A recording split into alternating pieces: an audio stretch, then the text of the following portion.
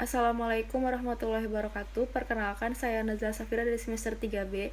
Saya di sini akan mereview kembali materi pertemuan ketiga Hukum Administrasi Negara dengan dosen pengampu Bapak Dr. Haji Dedi Mulyadi SHMH dan juga beserta asistennya Bapak Muhammad Rendi Aridayandi SHMH. Pertemuan kali ini menjawab beberapa pertanyaan-pertanyaan. Yang pertama, berikan definisi hukum administrasi negara menurut Van Apeldoorn dan Djoko Sukmo. Jawabannya, menurut Van Apeldoorn, HAN adalah keseluruhan aturan yang harus diperhatikan oleh para penguasa yang diserahi tugas pemerintahan dalam menjalankan tugas. Menurut Djoko Sutomo, HAN adalah hukum yang mengatur tentang hubungan-hubungan hukum antara jabatan-jabatan dalam negara dengan warga negara. Yang kedua, sebutkan sumber-sumber hukum formal administrasi negara. Jawabannya, sumber hukum formal HAN adalah undang-undang. Dan yang ketiga, mengapa HAN belum dikodifikasikan? Jelaskan faktor-faktor yang menyebabkannya. Yaitu 1, perubahan dalam bidang HAN terjadi dengan cepat. Dan yang kedua, pembentukan dan pembuatannya tidak dalam satu tangan. Pertanyaan keempat yaitu apa perbedaan HAN dan HTN? Hukum administrasi negara adalah hukum yang mengatur dan mengikat alat administrasi negara dalam menjalankan wewenang yang menjadi tugasnya selaku alat administrasi negara dalam melayani warga negara harus senantiasa memperhatikan kepentingan warga negara. Sedangkan hukum tata negara atau HTN adalah hukum yang mengatur organisasi negara, hubungan alat perlengkapan negara, susunan dan wewenang. Selanjutnya, apa hubungan HTN dan HAN? Jawabannya, badan-badan kenegaraan itu memperoleh wewenangnya dari hukum tata negara dan badan-badan kenegaraan itu menggunakan wewenangnya. Itu harus berdasarkan atau sesuai dengan hukum administrasi negara atau asas negara hukum.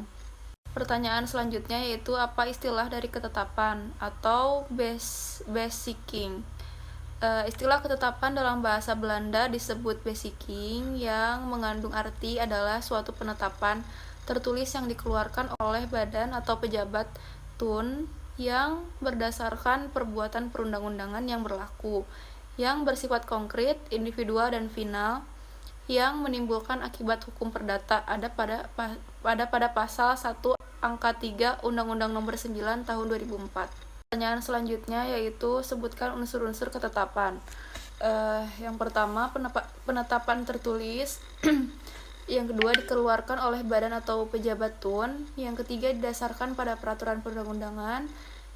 Unsur-unsur ketetapan. Yang pertama, penetapan tertulis. Yang kedua, dikeluarkan oleh badan dan atau pejabat tun. Yang ketiga, didasarkan pada peraturan perundang-undangan. Yang keempat, bersifat konkret, individual dan final.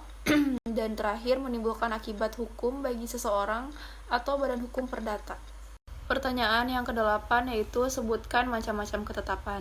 Yang pertama, ketetapan positif adalah ketetapan yang menimbulkan hak dan kewajiban atau menimbulkan keadaan hukum baru. Dan yang kedua, ketetapan negatif adalah ketetapan yang tidak menimbulkan keadaan hukum baru. Dan yang ketiga, ketetapan deklaratoir adalah ketetapan yang menyatakan bahwa seseorang dapat diberi hak sesuai dengan ketentuan perundang-undangan secara. Dan yang keempat, ketetapan konstitutif adalah ketetapan yang menimbulkan akibat hukum. Pertanyaan terakhir yaitu jelaskan pengertian peradilan administrasi negara dan jelaskan tujuan diadakannya peradilan administrasi negara. Jawabannya yaitu peradilan administrasi negara adalah badan yang mengatur cara-cara penyelesaian persengketaan internal administrasi negara dan persengketaan eksternal administrasi negara.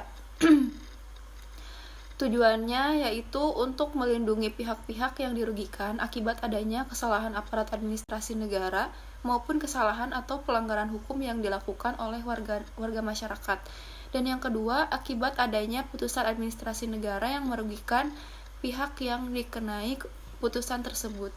Terima kasih. Wassalamualaikum warahmatullahi wabarakatuh.